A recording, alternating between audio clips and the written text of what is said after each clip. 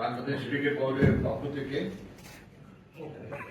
আমি বাংলাদেশ জাতীয় ক্রিকেট দলের নাম ঘোষণা করছি, যে দলটি টি-20 বিশ্বকাপে অংশগ্রহণ করতে যাচ্ছে 2024 সালে। মোহাম্মদ নাজমুল হোসেন শান্ত দলনায়ক, তাসকিন আহমেদ ভাইস ক্যাপ্টেন, লিটন কুমার দাস, সৌম্য সরকার, তানজিদ হাসান তামিম, সাকিব আল হাসান, মোহাম্মদ তহিদ হৃদয়, মাহমুদুল্লাহ রিয়াদ, জাকের আলী মানিক, মোহাম্মদ তানভীর ইসলাম,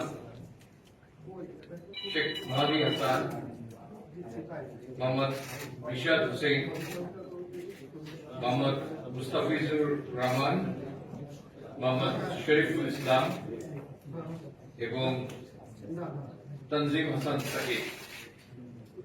এই দলটির সঙ্গে ট্রাভেলিং রিজার্ভ হিসেবে দুজন খেলোয়াড় যাচ্ছেন, তারা হচ্ছেন হাসান মাহমুদ এবং আফিফ হোসেন ধ্রুব।